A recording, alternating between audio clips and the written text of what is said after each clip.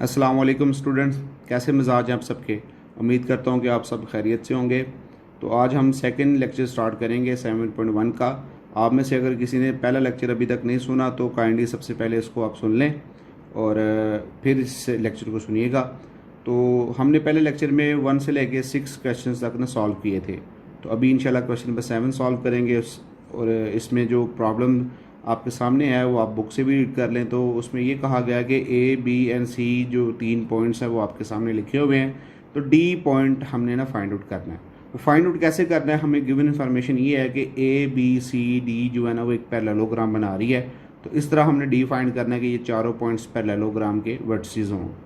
तो हम एक रैंडम सी पैरेललोग्राम बना के देखते हैं। तो पैरेललोग्राम इस तरह की एक रैंडम सी मैं बनाने जा रहा हूँ। तो इसके वर्टिसेस के ए बी सी डी नाम मैंने रख दिए। तो तरतीब इस तरह होनी चाहिए कि एक साइक्लिक ऑर्डर में हो, चाहे वो क्लॉकवाइज में हो, एंटी क्लॉकवाइज में हो, चाहे ए बी सी डी इस तरह लिख लें या ए बी सी डी इधर लिख लें। तो जिस तरह मर्ज़ी से लिख लें, कोई फ़र्क नहीं। मगर अगर एक किसी क्लॉकवाइज या एंटी क्लॉकवाइज ऑर्डर में होंगे तो ठीक रहेगा तब तक मामला। तो इसकी साइड्स को आप जिस तरह मर्जी डायरेक्शन दे दें। मैं इसको इस तरफ डायरेक्शन दे रहा हूँ तो ये वाली भी साइड इस तरफ होनी चाहिए। वजह यह है कि पैरेललोग्राम की अपोजिट जो साइड्स हैं वो पैरेलल होती हैं और आपस में इक्वल भी होती हैं। अगर इस डायरेक्शन को इस साइड की डायरेक्शन मैं नीचे ले रहा हूँ तो इसकी भी नीचे लेनी पड़ेगी मुझे, ठीक है। तो ये एक गिवन इन्फॉर्मेशन हमारे पास मौजूद है। तो हमने डी वर्टिसेस फाइंड करना है। तो डी फाइंड करने के लिए हम इंफॉर्मेशन यूज़ करेंगे कि ये एक पैरेललोग्राम है, तो लिहाजा इसकी ए बी जो साइड है वो डी सी साइड के पैरेलल एंड इक्वल होगी। तो आप यहाँ पे लिखेंगे एज ए बी वेक्टर किसके इक्वलेंट होगा, डी सी वेक्टर के इक्वल होगा, सॉरी। तो हम इसको फाइंड आउट करते हैं। ये होगा ओ बी माइनस ओ ए, इसी तरह ये ओ सी माइनस ओ डी वेक्टर होगा। ओ ए की वैल्यू क्या हमारे पास, इस पॉइंट के साथ आई जे लगा देंगे तो हमारे पास इसका ये पोजीशन वेक्टर बन जाएगा। ओ ए क्या है, इसके साथ मैं आई जे लगाऊंगा तो उसका पोजीशन वेक्टर, माइनस की वजह से इसके अलामतें बदल जाएंगी, इसके साइन बदल जाएंगे 4J। ओ सी की जगह पे मैं क्या करूँगा, आई और जे लगा दूँगा पॉइंट्स के साथ, और ओ डी मैंने फाइंड करना है लिहाजा उसको मैं ऐसे ही लिखूँगा। ठीक हो गया। तो मैं ये करता हूँ कि इनको सॉल्व कर लेता हूँ। आई के अंदर आई को ऐड करो तो क्या बनेगा, ये मेरे पास 2i, और जे कंपोनेंट को जे के अंदर ऐड करूँगा तो 4J, ये बन जाएगा i plus 6J minus O D. O D को मैं इस तरफ ले आता हूँ तो ये प्लस का बन जाएगा, इसको मैं उधर ले जाता हूँ तो ये सारे नेगेटिव के हो जाएंगे। -2i और ये -4J हो जाएगा। अब i में से i को और j में से j को माइनस करें, ओ डी वेक्टर बन जाएगा मेरे पास -i और ये +2J। तो ये मेरे पास पोजीशन वेक्टर बन गया किस पॉइंट का, d का। तो इससे अगर मैं पोजीशन वेक्टर से पॉइंट फाइंड करना चाहूँगा तो मैं क्या करूँगा, इसके साथ आई जे ख़त्म करके सिर्फ इसके ना जो कंपोनेंट्स हैं वो लिख दूँगा साथ वाले। ये आपके पास रिक्वायर्ड पॉइंट डी बन गया। और अगर इसका पोजीशन वेक्टर चाहिए तो इसके साथ आई जे लगा दूंगा तो पोजीशन वेक्टर। ये हम पिछले लेक्चर में डिस्कस कर चुके हुए हैं। तो ये रिक्वायर्ड आपका क्वेश्चन जो था ना वो सॉल्व हो चुका है। ठीक हो गया। इसी तरह इसका दूसरा पार्ट है। दूसरे पार्ट के अंदर जो इंफॉर्मेशन दी हुई है वो ये दी हुई है कि A D and B C is a parallelogram. अब इस तरीके से हम इंफॉर्मेशन को यूज़ करके फाइंड आउट करेंगे। फिर रैंडम से एक मैं पैरेललोग्राम बनाता हूँ। इसकी भी साइड्स इस तरफ और इस तरफ ले लेता हूँ। नाम मैंने इस तरीके से लेने हैं, ए डी बी और सी। जिस तरतीब से दिए हुए हैं मैंने उसी तरतीब से ऑर्डर ले लिया। मैं इसको ना क्लॉकवाइज ऑर्डर में लिख लूँ, एंटी क्लॉकवाइज ऑर्डर में लिख लें, आपकी मर्ज़ी है, जिस तरह मर्ज़ी लिख लें। तो इसकी डायरेक्शन मैं दोनों के नीचे ले रहा हूँ। ठीक हो गया। सेम उसी तरह ए डी वेक्टर किसके पैरेलल होगा, सी बी वेक्टर के। तो उसको यूज़ करके हम इसके दूसरे पार्ट का भी निकाल लेंगे। तो सोल्यूशन बनेगा एज ए डी वेक्टर किसके इक्वल होगा, सी बी वेक्टर के इक्वल होगा सॉरी, ठीक हो गया। तो इनके पोजीशन वेक्टर्स निकालो, डी में से हम ओ ए निकालेंगे, इसी तरह ओ बी में से ओ सी हम माइनस करेंगे तो हमारे पास वेक्टर्स बन गए। इनके हम वैल्यूज़ पुट करते हैं अभी। ओ डी क्या होगा हमारे पास, डी पॉइंट हमने फाइंड करना है, ये इसी तरह रहेगा। इसी तरह ओ बी माइनस ओ सी, इसको मैं इधर लेकर ऐड कर देता हूँ, प्लस का हो जाएगा, ठीक है ना। तो अब आसानी से ना मैं इनकी वैल्यूज़ पुट करके डायरेक्ट ओ डी निकाल लूँगा। ओ बी क्या होगा, मैं ओ बी की जगह ना इसके लिख दूँगा आई प्लस 0 जे। सी क्या है मेरे पास, minus I unit vector minus 6 J. Minus की वजह से इनकी ना साइन बदल जाएंगे, ये प्लस अब है तो इसके साइन नहीं बदलेंगे, तो ये तो 2i minus 4j। O D vector क्या बनेगा मेरे पास, 4 एंड 2 कितना हो गया 6, उस 6 में से एक चला गया तो 5। इसी तरह 6j और 4 माइनस 10j आ गया। तो इसी पोजीशन वेक्टर में से अगर पॉइंट निकालना हो तो कैसे निकलेगा, इसके आई जे ख़त्म कर दूंगा तो यही पोजीशन वेक्टर किसमें चेंज हो जाएगा, पॉइंट के अंदर चेंज हो जाएगा। तो मेरे पास रिक्वायर्ड पॉइंट क्या बन जाएगा, डी। तो दोनों सेम टाइप के क्वेश्चन थे, सिर्फ गिवन इंफॉर्मेशन चेंज हुई है तो उसकी वजह से हमारा पॉइंट भी चेंज हो गया। तो बड़े आसान से थे, आप भी इनको ट्राई कीजिएगा। जी, जैसे हमने क्वेश्चन नंबर 7 किया है इसी तरह क्वेश्चन नंबर 8 है, वो होमवर्क होगा आपका। उसको मगर थोड़ी जो गाइडलाइन है वो आपको मैं समझा देता हूँ। क्वेश्चन इस तरह गया कि बी सी और डी पॉइंट्स दिए हुए हैं और ए पॉइंट हमने फाइंड करना है, और इन्फॉर्मेशन क्या यूज़ करनी है, A B C D is a parallelogram. तो उसी तरह आपने ए बी सी डी एक पैरेललोग्राम ले लिया है, आपने ए बी को डी सी वेक्टर के इक्वल करना है, तो आपके पास जो पॉइंट है ना ए वो आ जाएगा, जिस तरह हमने क्वेश्चन नंबर 7 में निकाला है। सिमिलरली क्वेश्चन नंबर 8 का जो बी सेकंड पार्ट है उसके अंदर आपने ई फाइंड करना है। ई कैसे फाइंड होगा कि A E B D is a parallelogram.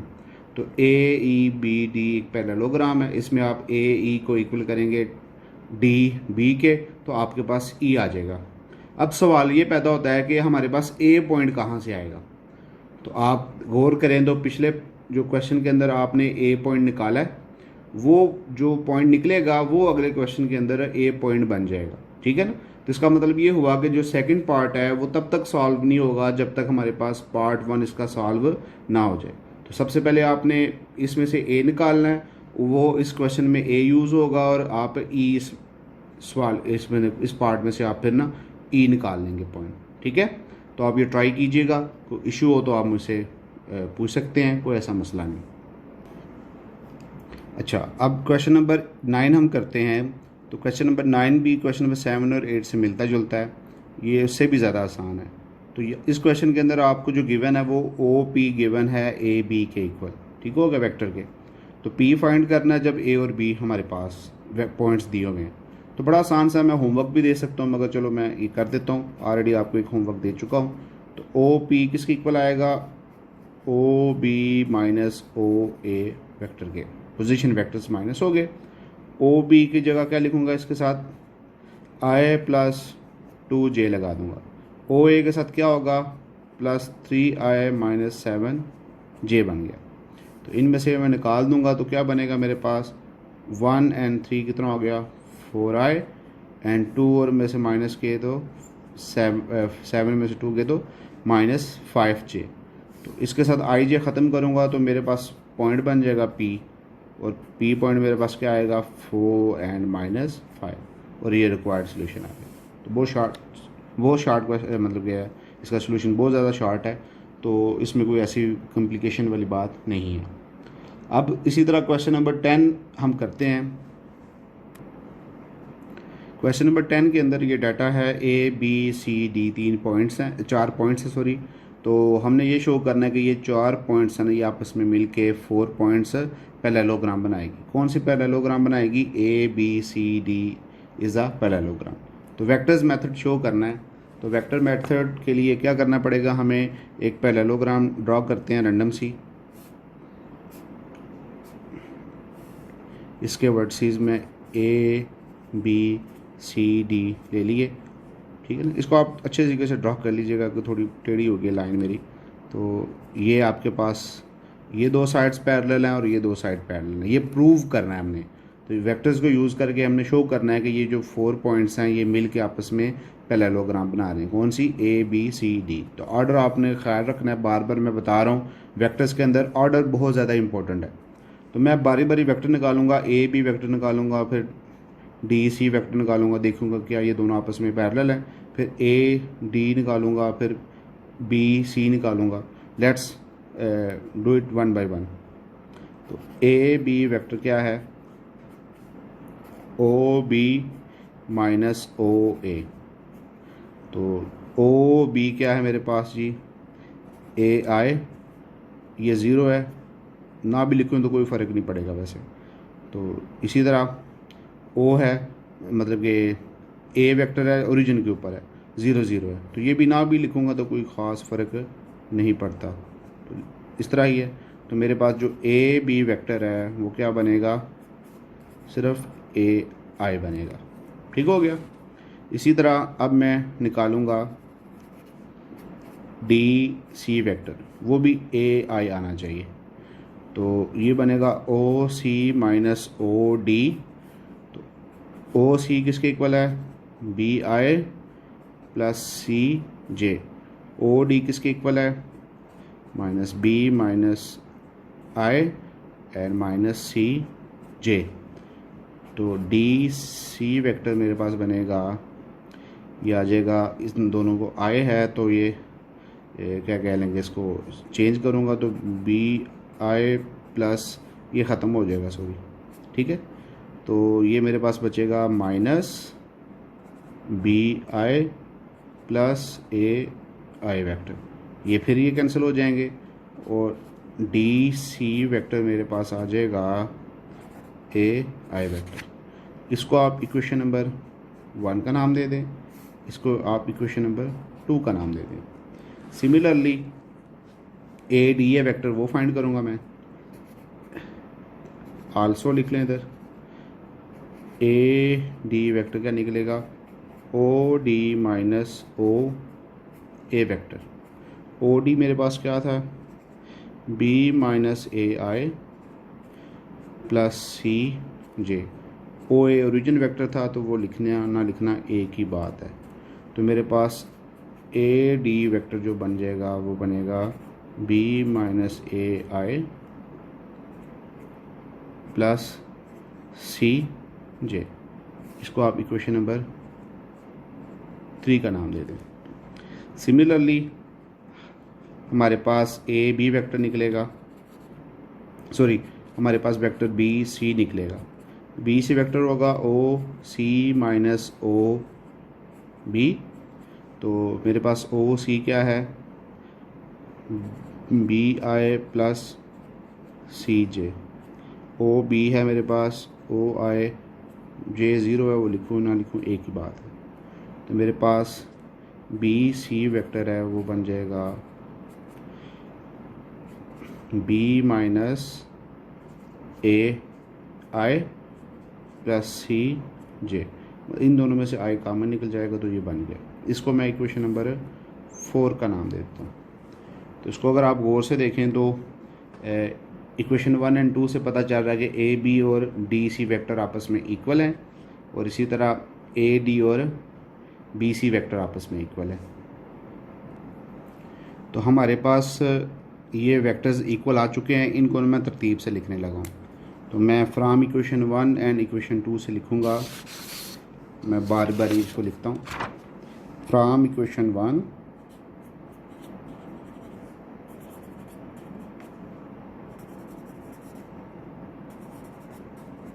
To we get हमारे पास आ जाएगा ए बी वेक्टर आ जाएगा equal to D C vector के। ठीक हो गया। अब दोनों वेक्टर इक्वल हैं तो इसका मतलब है कि ये लाइन सेगमेंट की मैग्नीट्यूड भी और डायरेक्शन सेम है। इसका मतलब ये होगा this implies that A B line segment equal है किसके, डी सी के लाइन सेगमेंट, मतलब कि इसकी लेंथ इक्वल है and A B vector A B जो लाइन सेगमेंट्स हैं ये आपस में पैरेलल भी हैं। गौर से देखें तो इनके ऊपर मैंने वेक्टर साइन नहीं डाले क्योंकि ये दो वेक्टर्स इक्वल है ना, तो दो वेक्टर्स तब इक्वल होते हैं जब उनकी मैग्नीट्यूड एज वेल एज उनकी डायरेक्शन सेम हो। तो ये ए बी और डी सी की लाइन सेगमेंट्स आपस में मतलब इनकी मैग्नीट्यूड इक्वल हो गई है और इनकी डायरेक्शन भी क्या है, पैरेलल है, मतलब सेम डायरेक्शन में है। Similarly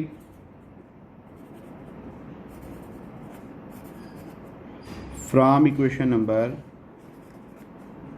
3 and equation number 4 we get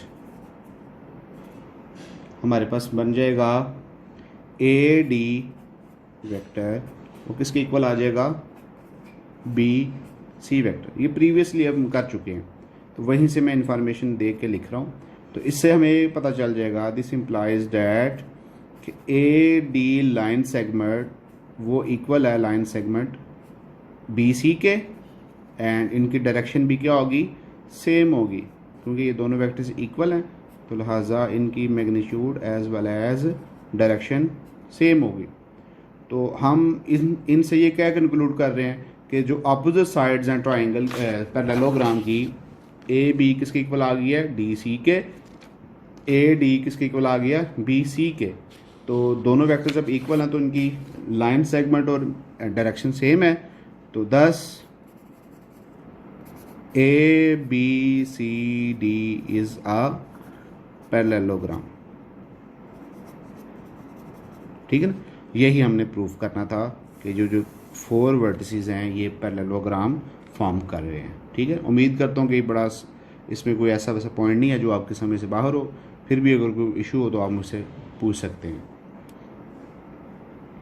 again एक आसान क्वेश्चन आ गया हमारे सामने कि ए बी और सी डी वेक्टर आपस में इक्वल है, गिवन है। तो ए फाइंड करना है अगर बी सी और डी पॉइंट्स आपके पास गिवन हो।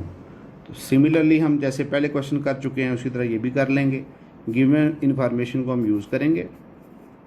ए बी किसके इक्वल है, सी डी के। इसका क्या मतलब है, इसका मतलब ये है कि हमारे पास O B minus O A, O B minus O A equal to होगा O D minus O C vectors के। तो हमें चाहिए ए, तो मैं ऐसा कर लेता हूँ कि ए को मैं पॉजिटिव रखता हूँ, बाकी सबको इधर ले आता हूँ। तो ओ बी वेक्टर बन जाएगा minus O D plus O C, और इसको पॉजिटिव करने के लिए मैं इधर लिख लेता हूँ। अब इनकी वैल्यूज़ पुट कर लेता हूँ, आसानी के लिए मैं इसको इधर लिख लेता हूँ अपने पास और बारी बारी इनकी वैल्यूज़ पुट कर लेता हूँ। तो बी पोजीशन वेक्टर क्या होगा मेरे पास, आई प्लस 2j, माइनस है तो डी के कोऑर्डिनेट्स बदल जाएंगे, 4 मतलब कि उनकी ना साइन बदल जाएंगे, तो माइनस 11j। सी है तो सी के सेम रहेंगे, आई प्लस 5j। तो मेरे पास ओ ए क्या बनेगा, आई में से ये 4 निकले तो -3 में ये 2 ऐड हो गए तो -5i। ये j है, इसमें से ये 2 ऐड करें 7 11 में से 7 निकले तो -4j। तो हमने a फाइंड करना था तो पोजीशन वेक्टर के i j ख़त्म करें तो हमारे पास -5 एंड -4 पॉइंट बन गया। ठीक है, यही हमने फाइंड करना था इस क्वेश्चन के अंदर। तो ये भी बड़ा इजी क्वेश्चन था। नेक्स्ट क्वेश्चन सॉल्व करने के लिए हमें एक फार्मूला चाहिए होगा जिसका नाम है रेशो फार्मूला। तो अभी हम उसको ना डिस्कस करते हैं, उसका हम प्रूफ करेंगे। तो प्रूफ बहुत आसान सा है, तो मैं टाइम सेविंग के लिए पहले आपके सामने लिख दिया है। तो स्टेटमेंट इसकी ना पेज नंबर 332 के ऊपर मौजूद है, वहाँ से आप देख सकते हैं। उसको मैं रीड कर लेता हूँ कि let A and B 2 points whose position vectors are A and B respectively. इसका मतलब ये हो गया, ये हमारे पास गिवन है कि हमारे पास दो पॉइंट्स हैं जिनके position vectors A and B है। इसके बाद आगे if a point P divides A B in to ratio P Q, ये भी हमारे पास गिवन है कि एक पॉइंट है पी जो डिवाइड कर रहा है लाइन, जो लाइन सेगमेंट है ए बी, वो किस रेशो में डिवाइड कर रहा है पी एंड क्यू में। तो इस जो पी पॉइंट है जो डिवाइड करने वाला है उसका पोजीशन वेक्टर कैसे फाइंड होगा, ये इसको कहते हैं रेशो फार्मूला। और ये हमें प्रूव करेंगे कि जो पॉइंट डिवाइड करता है लाइन सेगमेंट को उसका हम फाइंड कर सकते हैं पोजीशन वेक्टर अगर हमारे पास दो पॉइंट्स हैं ए और बी, इनके पोजीशन वेक्टर्स हों और उस लाइन सेगमेंट को ये पॉइंट किस रेशियो में डिवाइड कर रहा है वो हमारे पास गिवन हो। तो हम ये प्रूव करेंगे कि अगर ये सारी इन्फॉर्मेशन हमारे पास हों तो हम ये पोजीशन वेक्टर इसके इक्वलेंट होता है। तो वही रूटीन वाली चीज़ें मैंने पहले लिख दी हैं टाइम सेव करने के लिए कि given A and B are position vectors of the points A and B, ये हमारे पास गिवन था रिस्पेक्टिवली। इसी तरह आर है, हम लेट कर लेते हैं कि पोजीशन वेक्टर है किसका, पॉइंट पी का जिसने ए और बी लाइन सेगमेंट है ना उसको डिवाइड किया है पी रेशो क्यू में। अगर इसको डायाग्राम की मदद से समझना चाहें तो हम इसको डायाग्राम बना लेते हैं। डायाग्राम ये कह रही है कि हमारे पास पॉइंट्स हैं, एक ओरिजिन है, तो ओरिजिन से हमारे पास दूर पॉइंट मौजूद हैं। एक पॉइंट नाम दे देता हूँ मैं ए का, दूसरे को नाम दे देता हूँ मैं बी का। तो इनके पोजीशन वेक्टर क्या होंगे, ओरिजिन से इसका पोजीशन वेक्टर ओ ए होगा जिसको ए का नाम दिया गया है, इसका पोजीशन वेक्टर ओ बी होगा जिसको बी का नाम दिया गया है।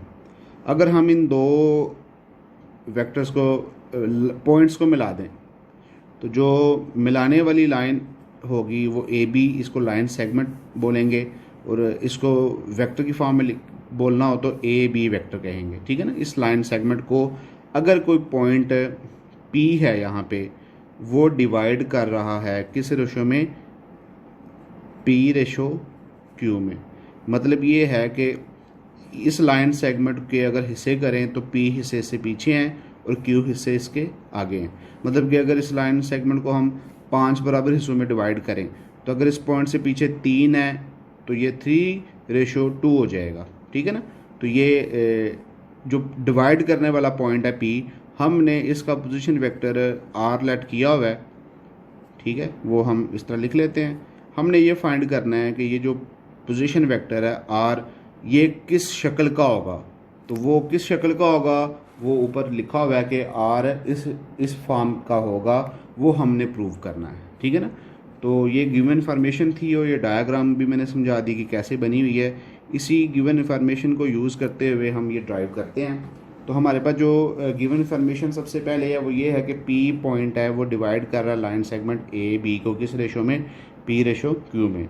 तो इसका मतलब है डैट इज़ इस चीज़ को मैं ये लिख सकता हूँ कि मेजर ऑफ ए पी, मतलब लाइन सेगमेंट की जो मेजरमेंट है वो रेशो किस में डिवाइड हो रही है, पी बी लाइन सेगमेंट के अंदर। वो किसकी इक्वल हमने लट की हुई है, पी रेशो क्यू के अंदर। ये गिवन है हमारे पास, ठीक है। तो इसको रेशो को हम ख़त्म करें तो हमारे पास क्या बनेगा, ये डिवीजन में आ जाएगा। ए पी को डिवाइड कर देते हैं मेजर ऑफ पी बी, तो ये इक्वल हो जाएगा पी एंड क्यू। ये यूनिटरी हम लिख रहे हैं, मतलब कि ये कार्ड नहीं देने एम, ये तरीकाकार होता है कि मेजर ऑफ ए बी, मतलब ज्योमेट्री में लिखने का अंदाज़ है ये, ठीक हो गया। तो क्रॉस मल्टीप्लाई करें तो क्या आ जाएगा, क्यू इधर मल्टीप्लाई हो जाएगा और मेजर ऑफ ए पी बन जाएगा इक्वल टू ये इधर मल्टीप्लाई हो जाएगा तो मेजर ऑफ पी बी आ जाएगा हमारे पास, ठीक है। तो अगर इसी को हम वेक्टर्स फॉर्म में चेंज कर दें तो हमारे पास क्या बन जाएगा कि ये Q A P vector and P B vector.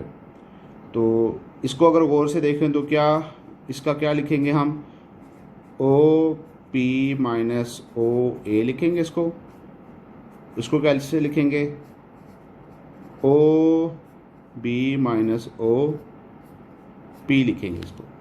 तो इनके पोजीशन वेक्टर्स हमारे पास गिवन है तो हम फाइंड आउट कर लेते हैं। ये Q है, इसका हमने लेट किया हुआ R, इसका नाम दिया हुआ है A के इक्वल। ये P है, इसका हमने नाम दिया हुआ है B के, और ये R के। तो हमने R फाइंड करना है, तो हम इसको सॉल्व करके R को लेफ़्ट साइड पे लेके आते हैं।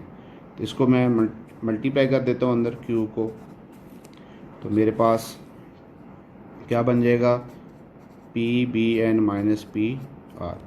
ये आर इधर आ जाएगा, Q R plus P R equal to हो जाएगा, ये इधर आ जाएगा P A plus P B. ये पॉजिटिव सॉरी ये क्यू ए था, ठीक है।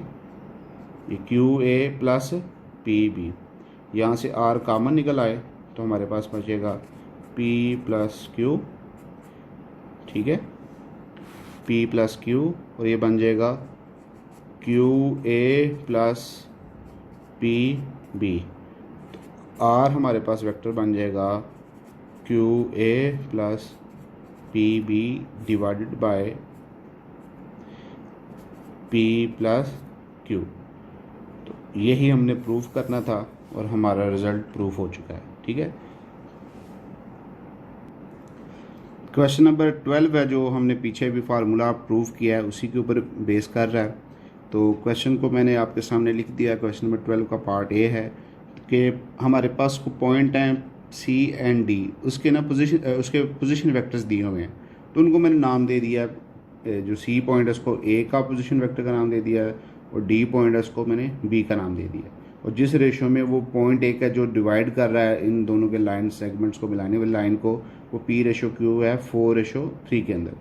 तो मैंने ना वो R लेट कर लिया कि रिक्वायर्ड जो पोजीशन वेक्टर है ना ऑफ डिवीजन, जो ए बी लाइन सेगमेंट को सॉरी सी और डी लाइन सेगमेंट को डिवाइड करने वाला जो पॉइंट है ना, उसका पोजीशन वेक्टर R नाम दे दिया। तो वो उसको हम कैसे कैलकुलेट करेंगे, अभी आपके सामने फार्मूला इसका प्रूफ किया था, वो फार्मूला सामने आपके लिख दिया मैंने। अब सिंपली मैं ये सारी वैल्यूज़ इसमें पुट करूँगा और सॉल्व करके इसका आंसर आपके सामने निकाल देता हूँ। Q इस केस में क्या है, Q 3 है, तो यहाँ से मैं इसकी वैल्यू 3 लिखूँगा। A वेक्टर क्या है, उसकी वैल्यू यहाँ पे से मैं लिख लूँगा। इसी तरह P यहाँ पे 4 है, इधर P है तो इधर 4 है, तो ये आ जाएगा मेरे पास 3 + 2J, और डिवाइडेड बाय नीचे दोनों ऐड हो जाएंगे P एंड Q। तो ये मेरे पास वेक्टर बन जाएगा 6i - 9j plus 12i plus 8j divided by 7। तो R यूनिट वेक्टर क्या बन जाएगा, 6 में ये ऐड किया तो 18 एंड 9 माइनस किया तो j divided by 7। R position vector बन जाएगा 18/7i - 1/7j। तो ये हमारा रिक्वायर्ड पोजीशन वेक्टर होगा जो C और D पॉइंट्स को डिवाइड कर रहा है, किस रेशो में, 4/3 में। इसी तरह इसका सेकंड पार्ट है, वो आपने ख़ुद कर लेना है। तो होमवर्क होगा आपका, उसमें ये होगा कि पॉइंट E और F दिए हुए हैं, तो उनके आप पोजीशन वेक्टर्स को लेट कर लें। पहले को नाम दे दें, क्या है, A का नाम दे दें, वो है जी 5J, सिर्फ उसका एक ही कंपोनेंट है। और दूसरा का नाम देते हैं B का, उसके कंपोनेंट्स हमारे पास 4i प्लस J, ठीक हो गया। तो ये किस रेशो में डिवाइड हो रहे हैं, P/Q डिवाइड हो रही है हमारे पास 2/5 के अंदर। तो आप इसका वही लेट करें, R फाइंड करें। तो ये आपके लिए मैं होमवर्क छोड़ देता हूँ, बड़ा आसान सा है, ट्राई करें आप इसको। अब क्वेश्चन नंबर हम 13 करते हैं, जो मिस प्रिंट हुआ हुआ बुक पे 14, तो मैंने 14 भी साथ लिख दिया और 13 पे टिक कर दिया कि करेक्शन 13 है और बुक के अंदर 14 लिखा हुआ है। तो वो एक थ्योरम है, बड़ा प्यारा सा, बड़ा मज़ेदार सा, मुझे बड़ा पसंद है बेसिकली। तो prove that the line segment joining the mid points of 2 sides of a triangle is parallel to the third side and half as long.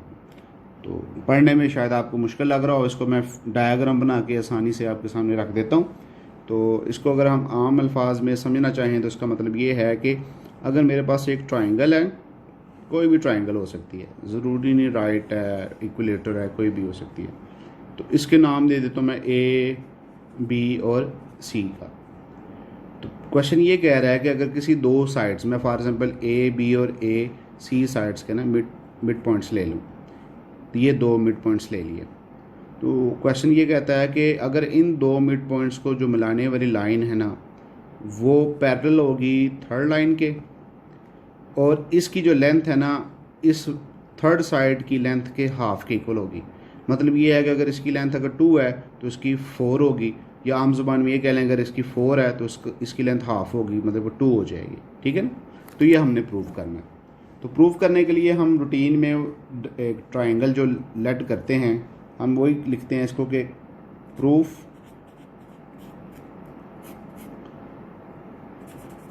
Consider a triangle ABC such that position vector of A को हम नाम दे रहे हैं A का, position vector of B को हम नाम दे रहे हैं B का, और पोजीशन वेक्टर ऑफ C को नाम दे रहे हैं C का। मतलब जो उसके A B C वर्टिसेस हैं उनको हमने नाम दे दिया A B C का। मतलब इसका पोजीशन वेक्टर A है, इसका B है और इसका C है। ठीक हो गया। तो हमने जो प्रूफ करना वो ये करना है कि जो इनके मिड पॉइंट्स हैं जो इनको नाम दे देता हूँ मैं क्या P और इसको नाम दे देता हूँ Q। मिड पॉइंट्स को जो मिलाने वाली लाइंस हैं वो पैरेलल होगी BC, जो थर्ड साइड है इसके पैरेलल होगी। तो पहले मिड पॉइंट्स इनके फाइंड कर लेते हैं। तो मिड पॉइंट के पोजीशन वेक्टर पहले फाइंड कर लें। तो हम लेट कर लेते हैं, let P and Q be the position vectors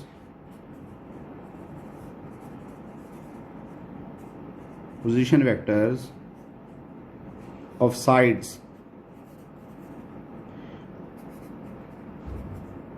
AB and AC। Then sorry मैंने यहाँ पे गलती कर दी, ये पोजीशन वेक्टर नहीं, यहाँ पे P and Q be the mid points, यहाँ पे क्या लिखना है मिड पॉइंट्स। पोजीशन वेक्टर तो अभी बाद में फाइंड करेंगे, मिड पॉइंट्स। ठीक हो गया।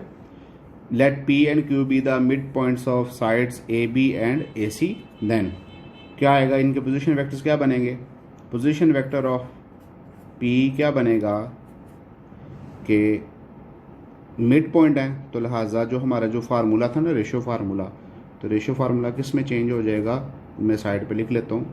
R फार्मूला होता था QA plus PB divided by P plus Q। तो मिड पॉइंट होता है ना, तो मिड पॉइंट हो तो उसका मतलब है P रेशो जो Q है रेशो 1 के अंदर। तो हमारे पास जो क्या कहते हैं इसको, ये फार्मूला चेंज हो जाएगा किस फॉर्म में, ये 1 1 पुट कर दूंगा तो A प्लस B ये दोनों ऐड हो गए तो क्या हो जाएगा 2। तो जब भी मिड पॉइंट फार्मूला फाइंड करना पड़ेगा तो हम ये फार्मूला यूज़ करेंगे। तो हमारे पास ये आ जाएगा, ये P पॉइंट है इन दोनों का, तो ये बन जाएगा A plus B divided by 2, और इसी तरह OQ फार्मूला उसका मिड पॉइंट क्या बनेगा, ये आपकी इंफॉर्मेशन के लिए था। OQ का पोजीशन वेक्टर बनेगा AC डिवाइडेड बाई 2। ठीक हो गया। तो आपके पास ये मिड पॉइंट्स भी आ गए। हमने वेक्टर फाइंड करना है PQ, उसको शो करना है कि ये पैरेलल है किसके साइड के, BC के। Now PQ vector find out करते हैं। PQ वेक्टर क्या होगा, OQ माइनस OP। तो ये मेरे पास बन जाएगा OQ है A plus C divided by 2, OP है A plus B divided by 2। तो PQ वेक्टर मेरे पास बन जाएगा A plus C minus A minus B divided by 2। LCM ले लिया तो मेरे पास आ जाएगा, ये A ख़त्म हो गया, बन जाएगा C minus B divided by 2। इसको इक्वेशन नंबर 1 का नाम दे रहा हूँ। ठीक है।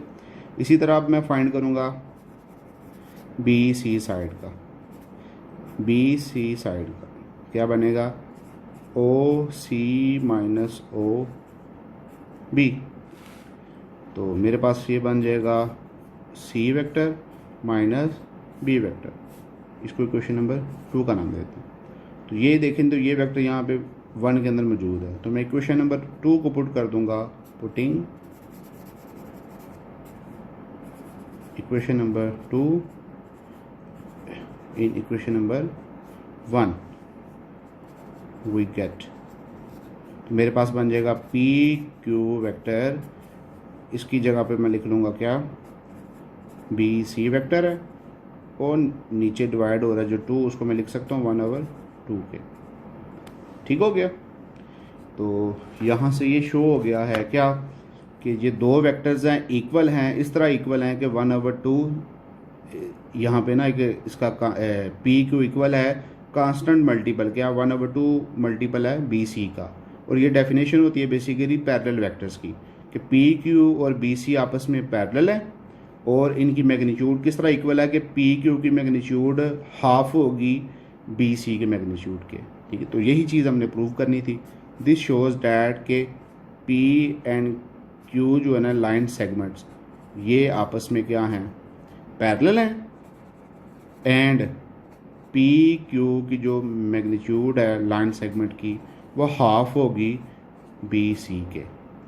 तो यही हमने प्रूव करना था और वो प्रूफ हो चुका हुआ है, मतलब इसकी जो लेंथ है वो हाफ होगी इसके और ये दोनों आपस में पैरेलल होंगे। तो हैंस प्रूव्ड, हमारा थ्योरम प्रूफ हो गया, हैंस प्रूव्ड। अब क्वेश्चन नंबर हम 15 करते हैं, जो बुक पे है, जो गलत प्रिंट हुआ है और असल इसकी नंबरिंग जो बनती है वो 14 बनती है। तो वो इस तरह है कि prove that the line segments joining the mid points of sides of a quadrilateral taken in order form a parallelogram. तो इसको भी मैं पहले डायग्राम बना के आपको समझा देता हूँ कि इसका मतलब क्या है। वो ये कहता है क्वाड्रिलेटरल होती है जिसकी 4 साइडेड हो। यहाँ पे कोई स्पेसिफिकली बात नहीं हो रही कि आप रेक्टेंगल ले लें या पैरेललोग्राम ले लें या स्केल ले लें, कोई सी भी आर्बिट्रेरी सी। तो मैं भी कोई आर्बिट्रेरी सी बनाने की कोशिश करता हूँ। ये कोई आर्बिट्रेरी सी बन चुकी है, ठीक है। तो इसका नाम मैं रख लेता हूँ ए बी सी और डी। तो क्वेश्चन ये है कि इसके अगर मिड पॉइंट्स लूँ मैं, इसको नाम दे देता हूँ पी का, इसको क्यू का, इसको आर का और इसको एस का। तो क्वेश्चन ये है कि इनके अगर मिड पॉइंट्स को आपस में मिलाया जाए तो जो नई डायग्राम बनेगी वो पैरेललोग्राम होगी, ऑलवेज अ पैरेललोग्राम। ठीक है, तो हमने बेसिकली प्रूफ जो करना है ना वो इन वेक्टर्स को, पी क्यू वेक्टर को प्रूव करना है वो पैरेलल है एस आर के, और इसी तरह पी एस को प्रूव करना है कि वो वेक्टर है क्यू आर के पैरेलल। तो इसी तरह हम प्रूव करते हैं और कंसिडर कर लेते हैं। Consider A B C D is a quadrilateral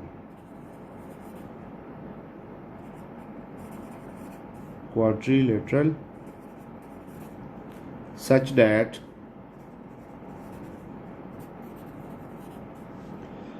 A B C N, इनके पोजीशन वेक्टर्स लेट कर लेते हैं ना, ये ए है, इसका बी है, इसका सी है और इसका डी रख लेते हैं।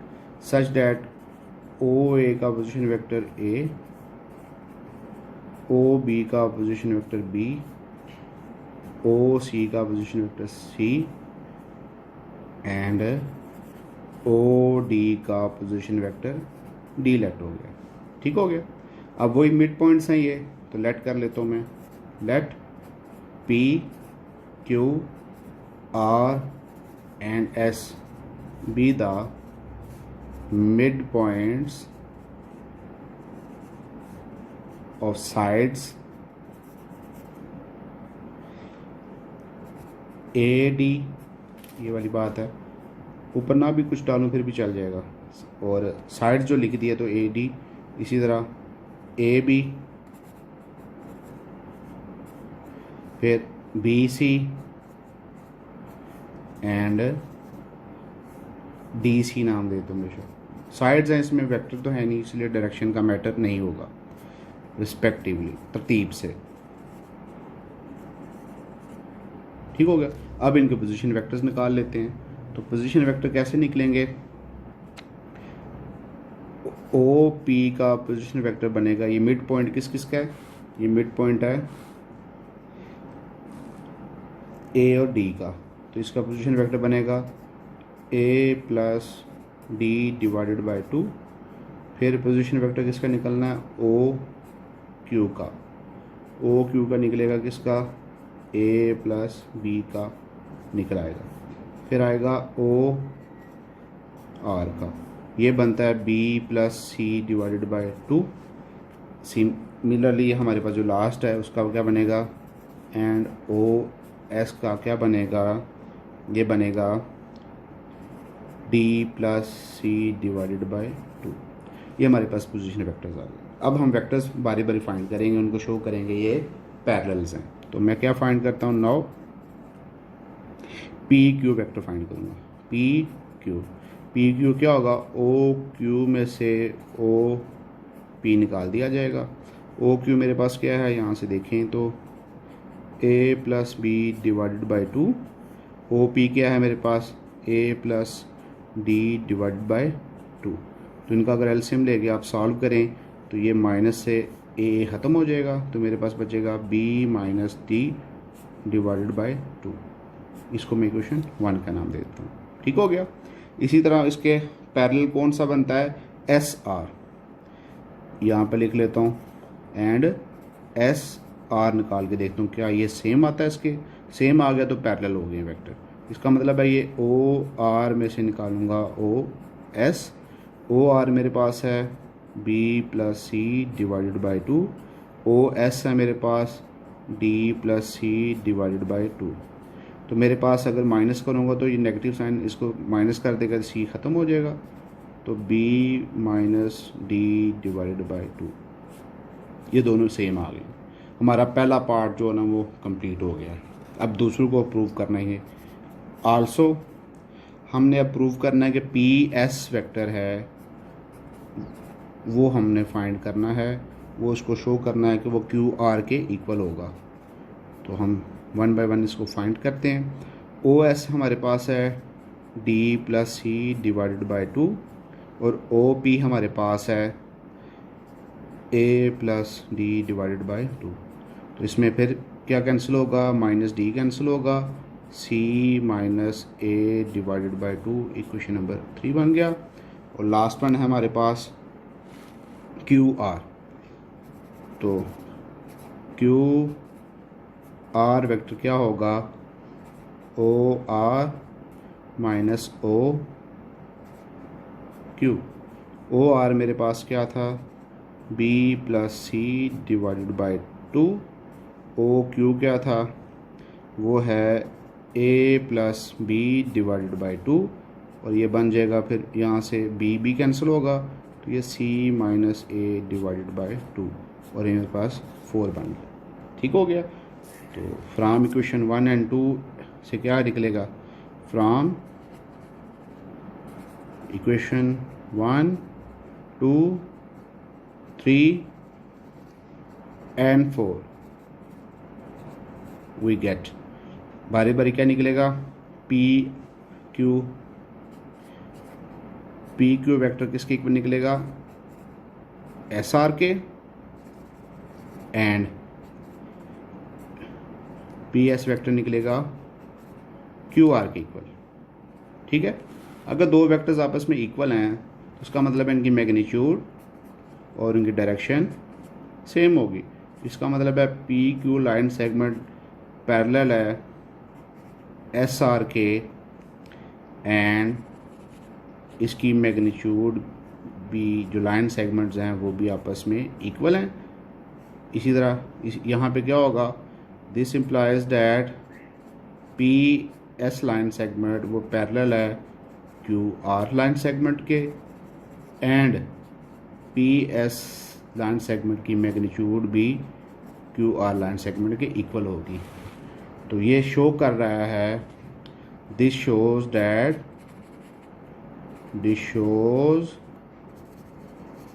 डैट जो आपके पास पी क्यू आर एस है इज़ अ पैरेललोग्राम, और हमने यही शो करना था।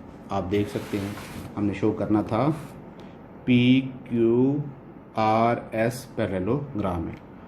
और इस तरह हमारा ये लास्ट क्वेश्चन था और एक्सरसाइज 7.1 कंप्लीट हो गई। तो कोई भी क्वेश्चन हो तो आप मुझसे मैसेज के ज़रिए या मेरे जो कमेंट में आप पूछ सकते हैं। तो इंशाल्लाह अगले लेक्चर में हम एक्सरसाइज 7.2 शुरू करेंगे। अल्लाह हाफिज़।